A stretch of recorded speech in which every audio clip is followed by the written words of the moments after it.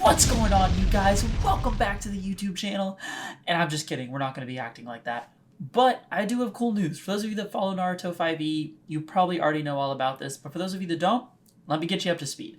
There's a guy named King who is basically the main creator of Naruto 5e, and he releases test documents about updates and things that he might be pushing out to 5e, depending on how they go. Kind of like a beta test of these things. Now, 7 days ago of this recording, so on the 18th, he updated his test document, and there's a lot of changes in there.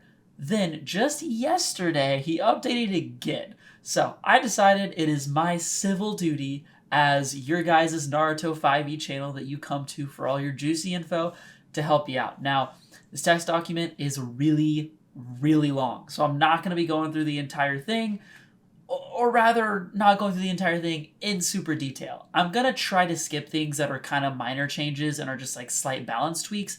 I'll still try to mention them, but if I go through everything, this video is going to be an hour long. This test document is like over 200. It's, I think, almost 300 pages long. So nonetheless, let's go ahead and hop into it. But before we do, someone told me you're not subbed, okay? What's up with that? What are we doing? What's going on? Figure it out. Figure it out. Do better. I'm just kidding, but if you could sub, it'd be cool. We'll get into it before I make this video 8 hours long. So sorry. All right, and here we are. Now, as a quick drive-through, just to get an idea, for those of you that want to pause and look, this is the table of contents of the test document. Literally just the updates. That is what we're looking at here. And that's not even all because they added another one. So, what we've got here is a combination of a bunch of different stuff. If we check here on the side, we got different classes, different clan changes, a bunch of things of that nature. A few item updates. I know chakra pills and blood pills got changed, which is pretty exciting. We'll see. I don't know if they got nerfed or buffed. We'll find out. I'm not really sure. I'd be very surprised if they got buffed in any way. Downtime updates, feat changes.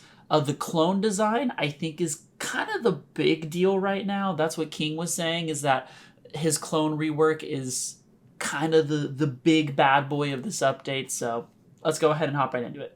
Now, hopping straight into it here, we got new conditions. For these first three, these are basically just high-end versions of previous conditions. So immolated is going to be your burned. You're going to be taking that max burn damage. It's harder to get rid of, that kind of idea.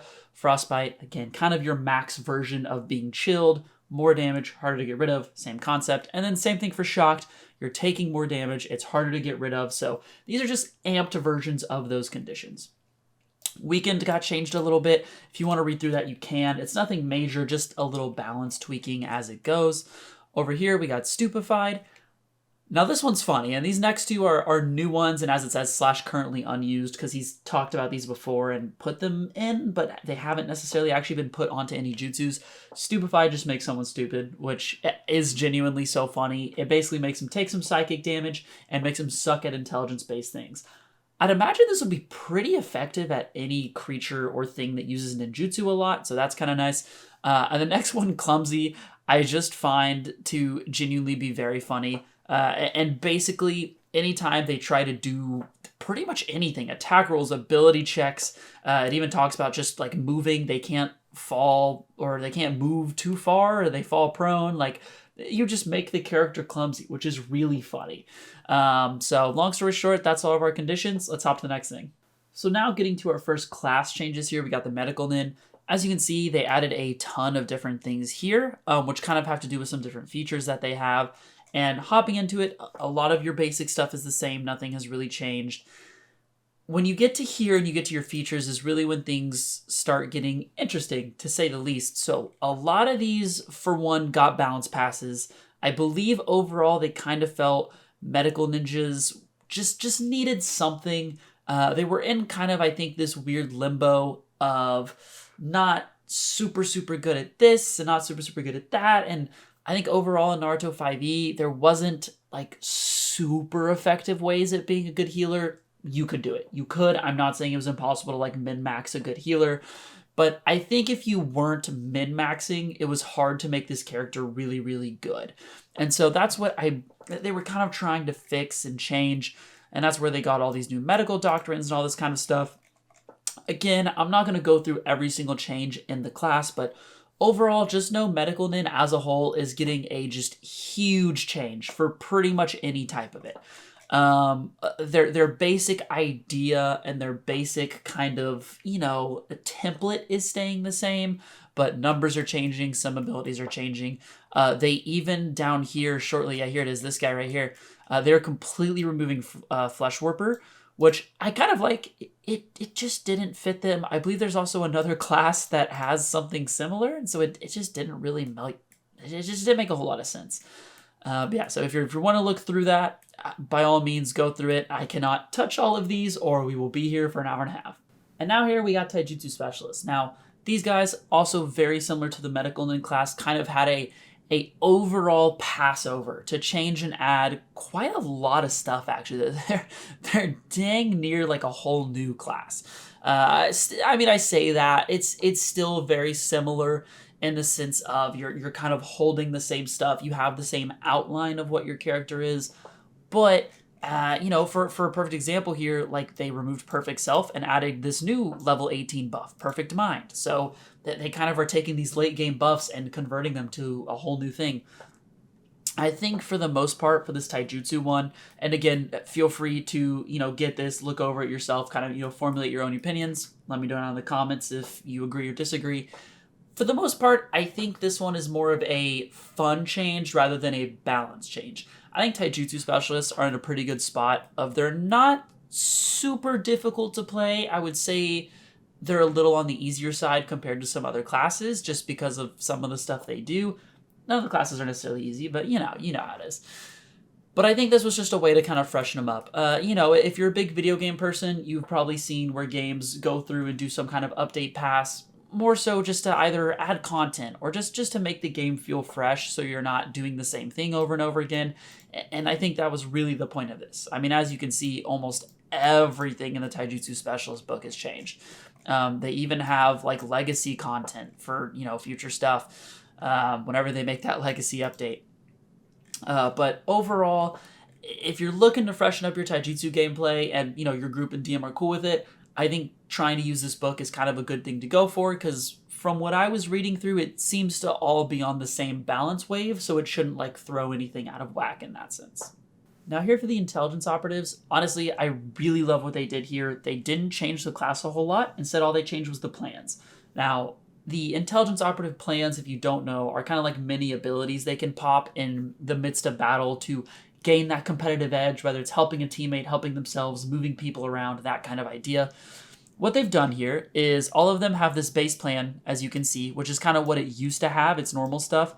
But now, if you spend a Brave Order, which is basically the intelligence operative equivalent of like a combo point or something along those lines, you can enhance them. And so your plans then have bonus effects, whether it's gaining more temporary hit points, they last longer. This one, you retain the effects of the base plan, plus you get disadvantage on all attacks. Well, not you, but you know how it goes. But anyway, that's the idea. I think it's super sick. It basically just adds a new fun thing that intelligence operatives can do in a class that I think kind of gets unfairly written off as boring by a lot of people just due to how the class works. And now our final kind of class change or class alteration we got here is the weapon specialist. These guys, honestly, out of the 4 that got changes, I guess probably aren't the least because intelligence operatives only got their plans changed. But when it comes to having a whole class listed, they definitely got less. So a lot less changes than Medical-Nin and a lot less changes than Taijutsu Specialist, which I think is good. I think Weapon Specialist overall is in a good spot. I think similarly to Intelligence Operative, it kind of gets written off sometimes because people would rather be throwing ninjutsus or be a sneaky little hunter rather than enhancing their weapons. Obviously not speaking for everybody, but I think for a lot of people that's how it goes. But as you can see in all these different forms and stuff, I mean, Master of Aggression here is literally the only thing in this one that got changed at all. Down here, a couple of them did.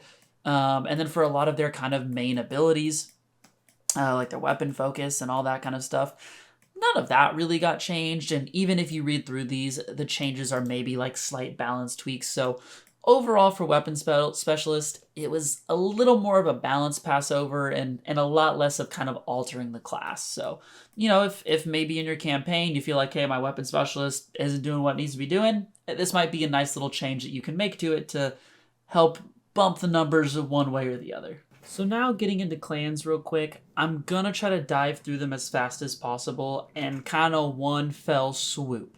The reason being, most of these clans is jutsu changes. That's what a lot of them are, and even some of them that have a few alterations inside of their actual clan features are usually very minor. Small balance tweaks, things of that nature to either bring them up to speed, down to speed, kind of the usual drill, but for the most part, this test document and kind of like overpass has seemingly been for the actual clan jutsus rather than like the overarching clans themselves. So to get into it, Akamichi, 100% jutsus. That's really all that changed. That's where they're at. Getting into Fuma Clan, they actually did have some neat changes. Working the Ansels got reworked completely. It's much different than what it used to be. It allows you to kind of do cute little angled throws. This got changed, and a lot of jutsus got changed. As for the Hibi clan, these guys, jutsus, their clan pretty much stayed almost exactly the same, if not exactly the same, if I remember right. Their jutsus got changed quite a bit, right? Hoshigaki, these guys actually did get some new stuff. Looking for a clan that did get altered and want some fresh stuff, Hoshigaki's the one. They have an entirely new feature that they get that starts at 3rd level and kind of increases as you go. And past that, some of their other stuff also got altered and changed just a little bit, like this guy here. Going into Hozuki, these guys, again, going into jutsus. As for most of their features and everything, stayed kind of the same. Getting into jutsus changed, right? Some of their higher ranked stuff as well got changed. But overall, looking about the same. Getting into Hyuga here, these guys did have some alterations. It's especially important because the Byakugan actually got changed, which, if you don't know, is the Hyuga's main trait. It's their eyeballs. It's what sets them apart from other clans. So this one is kind of important. Overall, the Byakugan really didn't get altered too much, but it's mostly due to kind of the overall chakra spintage when you get it, all that kind of stuff. Inuzuka, as sad as I am to say, they really didn't get changed almost at all. It's pretty much just jutsu passes.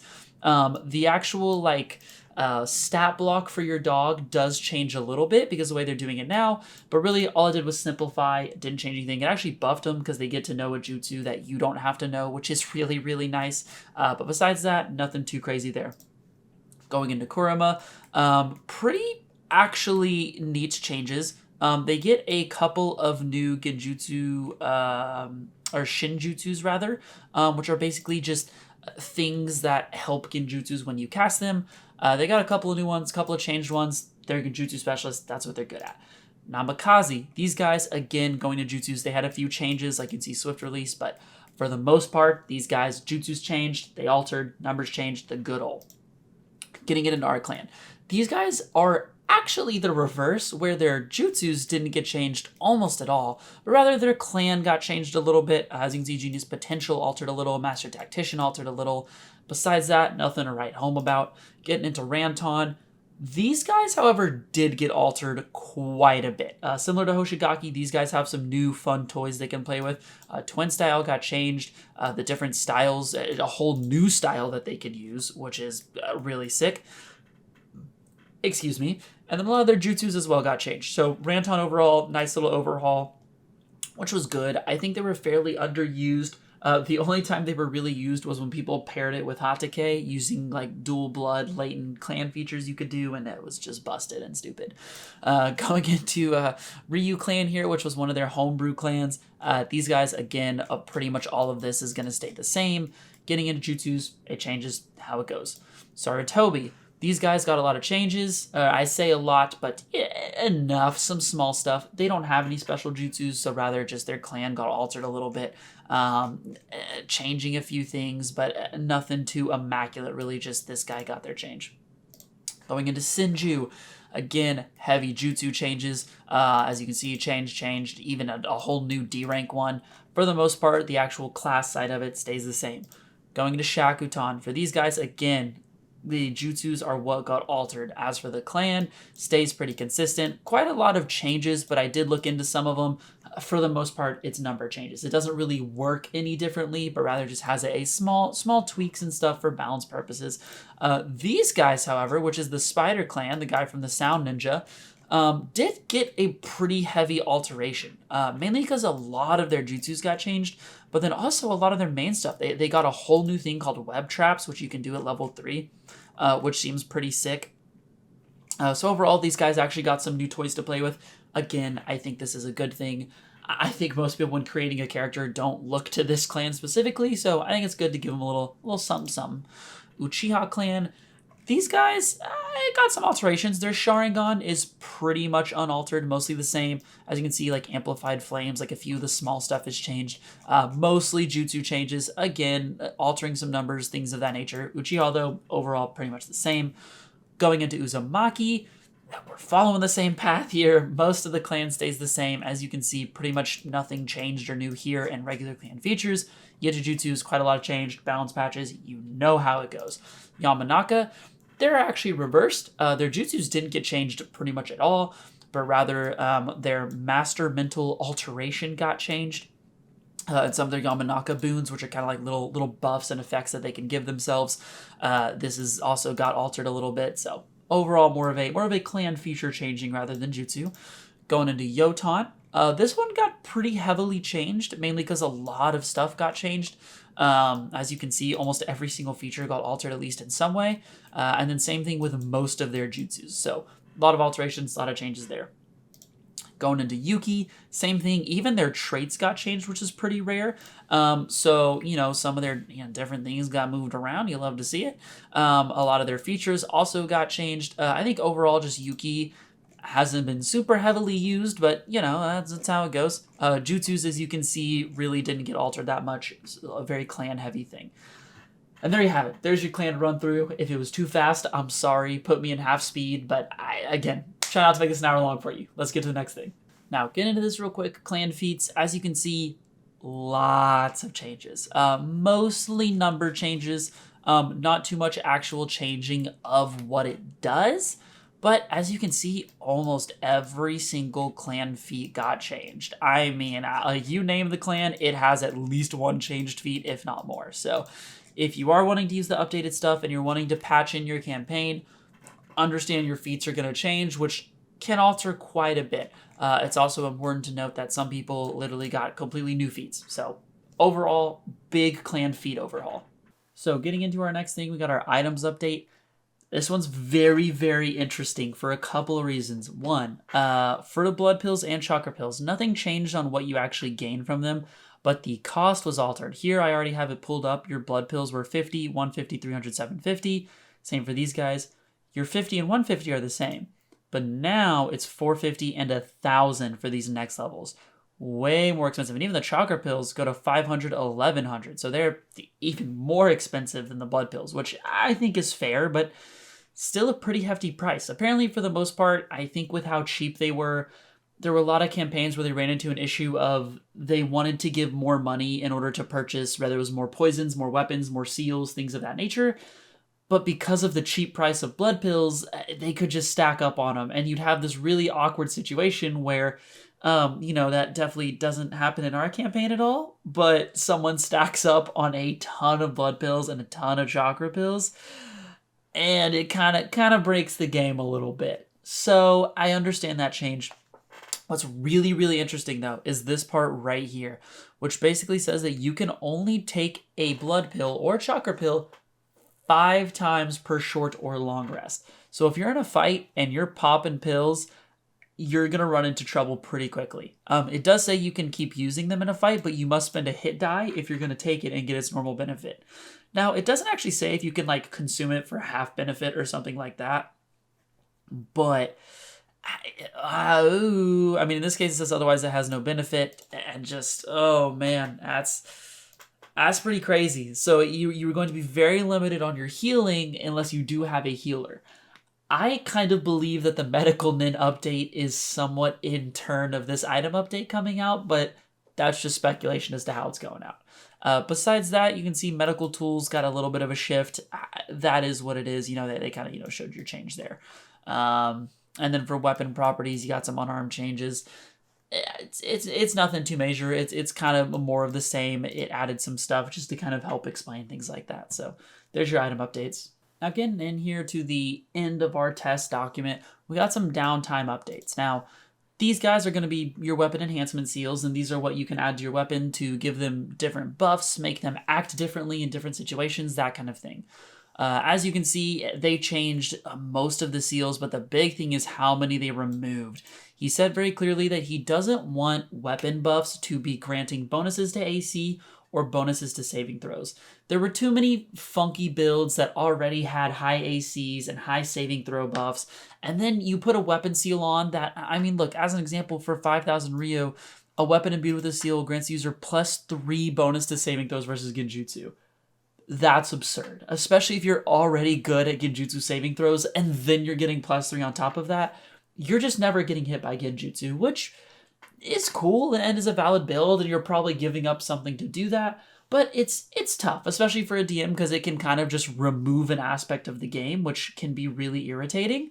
So I think this was a very good change, although a little sad because I'm a bit of a stan to like defensive supporty type builds and things like that, so it makes me a little upset. I also wanted to add things like defensive seal to my weapon, and I might still be able to because we don't usually play with updated versions, but don't tell Hudson about it. But I think this is important to note. Also, in that kind of same sense of weapon seals and things of that nature, if you are working as a weapon crafter and you're doing this as a way to make extra money in your downtime, just know that this did get changed. Different things, different DCs, all that good stuff, and kind of different payout updates, and that's a lot of your downtime updates for this one. So here in our feat updates / changes section, honestly, nothing too crazy. These are literally the only 5 feats that got adjustments for regular feats, not counting clan feats, of course. As you can see, this one's gone through 3 different versions, 2 different versions. I think these guys were just proving to be a little bit of a nuisance, so they're trying to really tweak them, get them right. But I mean, you can see these, read these here. This is about it. Just a few feat updates, nothing crazy, no big reworks, anything like that. And now we get into the juice of the test documents, the last 2 things on here. The first one, creating clones and their redesign intent. Now, I'm not going to read through this whole thing. If you want, you can pause, read through, do your thing. For the most part, he basically talks about right here on how important cloning is to Naruto 5e, which is fair. Clones are prevalent in Naruto. There's so many different kinds. It's the main character's main mechanic that he uses all the time. So it was very important for them to make cloning really cool and interesting.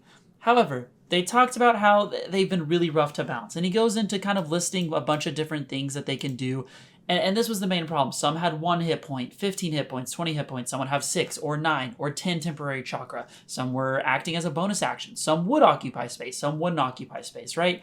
So they just had so many different things, and their main issues that they listed, which I think is very valid when using clones, especially in their original design, were giving additional turns, chakra cheating, basically kind of abusing the fact that you could kind of have more chakra than you should, exponential damage boosts, which makes sense. If you have more of you, your damage boosting is gonna go up and up and up.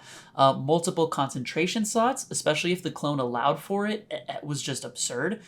Forcing multiple saves to break encounters.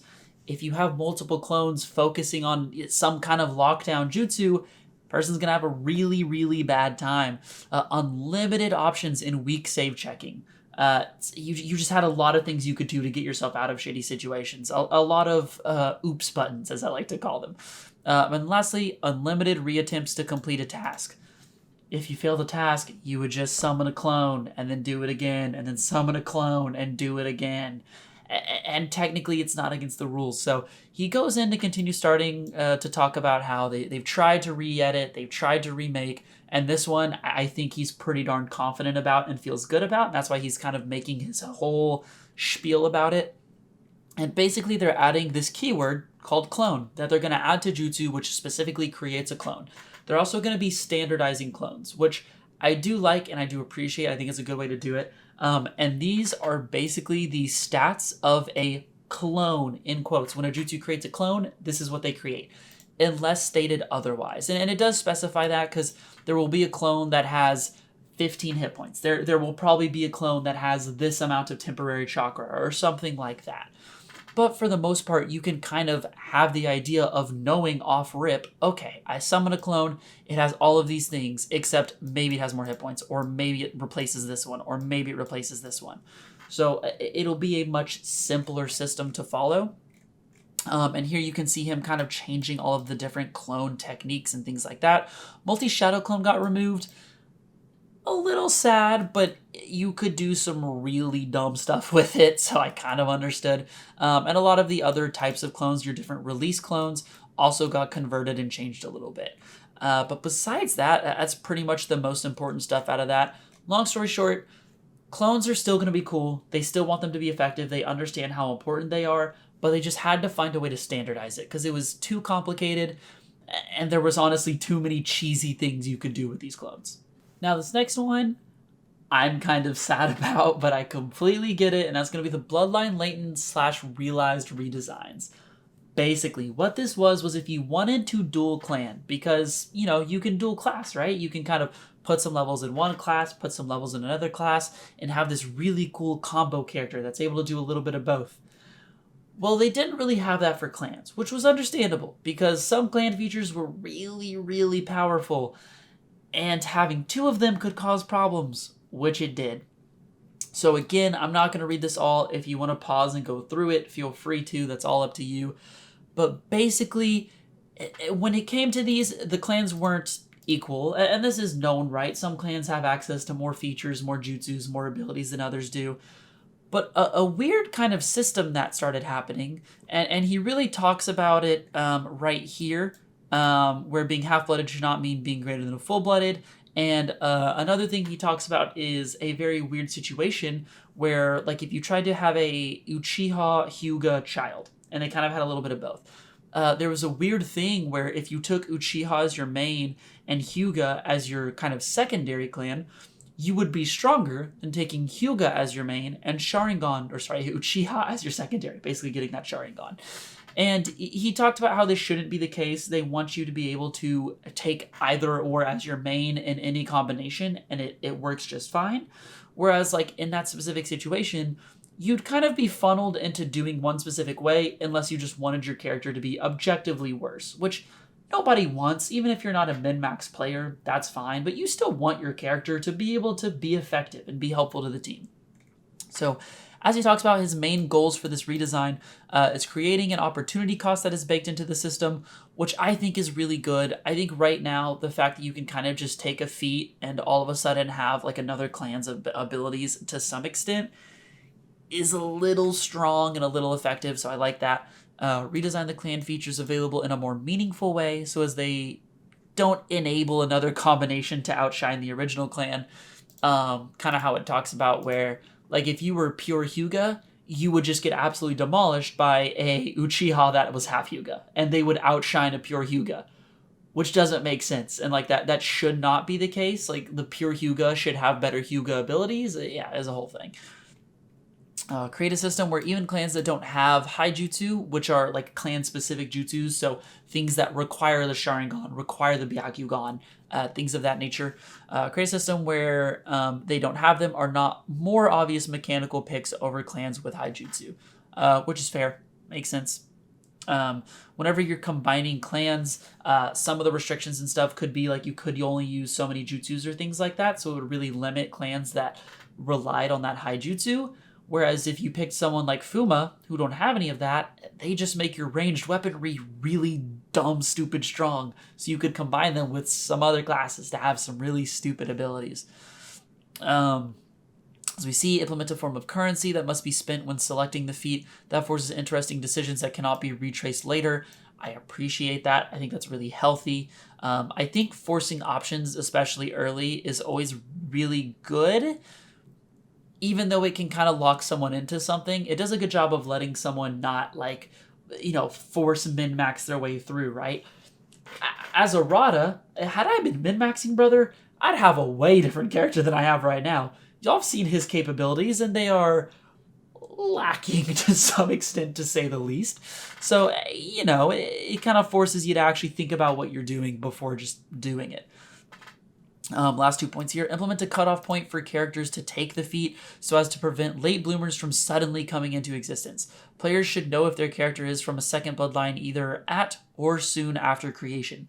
DMs are always encouraged to ignore this ruling if it goes against the narrative they are trying to go for, obviously. But I appreciate this. The way it worked is it was a feat, right? And you could just take it at any point. So you could have this really weird character arc if you're kind of being a bit of a shithead player and you're just looking for pure strength and you don't really care about the story. Like, you could have this situation where you're level 12 and all of a sudden you're in Uchiha and you get Sharingans. Why, you may ask? Who the hell knows? Because you decided it'd be fun, which can really make it a lot less fun for everyone else at the table. And lastly, making Latent an optional rule instead of an automatic one. This has the least amount of impact for the following reasons. This does not excuse the balance of the system. True. DMs have always had control over which feats, clans, or classes they allow. True. This empowers some DMs who feel that they can't say no to instead shift the blame to me so as to maintain peace at their table at my expense. Which I cannot verbally express how much I respect that. Because I have seen it happen before where at a table, there's the DM and the players, and the DM makes a ruling that they know is for the betterment of the table and like for the betterment of just the story as a whole, and is going to make it a better time. But the player wants what he wants and he's not getting his main character moment, and so he feels bad about it and then makes it unfun for everyone else. This is really, really, really nice because now the DM can be like, look, it's optional. It's, hey, book said it, not me, brother. I'm just following rules here. Hey, don't shoot the messenger. Yeah, it's that kind of situation. Which usually just kind of eases the process. Obviously, for some tables, that wouldn't matter. I think our group is a good example of, like, Hudson could pretty much tell us he's implementing any rule he wanted, and we'd go, okay, smile, and we would just run with it. Because we don't want to cause problems, and, we want the DM to have his moment too. He is, as much as people won't agree with this take, I think the DM is as much of a player in the game as the other players. And I don't mean that in the way some people are going to take that, but it's just how I feel. They're there to have fun as well. And then he goes into talking about the predetermined values of getting your points. This is kind of the currency he was referring to. And then talking about the new system they have. And I won't bore you with that. You can look through all of this Latent stuff. As you can see, it goes through for quite a while because it starts talking about the Latent version of every single class. So if you know for a fact that you're wanting to kind of dual clan, understand that in the future, if you're using the updated version, you're going to have to learn this system, which, while it might be slightly more complicated, it is just more balanced. The old Latent system was cool. It was a little too powerful overall. So that's where it's at. And there you have it. All of the changes that are currently in the test document, being tested, ready to implement. If you're wanting this test document, you can actually find it on the official Naruto 5e Discord. I'm going to have that linked in the description. And if you're already in our Discord, you can just message about it. I'll go ahead and put it in there for you, or one of our great people in the community. By the way, if you haven't joined the Discord, please do. It's starting to get a lot more poppin'. We have a bunch of great people in there that are chatting on a lot of the different days, talking about different things, helping each other out. If you love Naruto 5e and you love the community, it's a great place to be. But nonetheless, I know this has been a pretty long one. If you have any questions, please leave them in the comments. I know we went over a lot, so I'm here for it. I'm down to answer some stuff for you. And hey, if you could, hit that sub button. Again, it means the world. We are over 3/4 of the way to 1,000, which is still weird. It's still strange to think about, but it's so cool. You guys are great. You guys are awesome. And you know what? I'll see y'all on the next one. Peace out.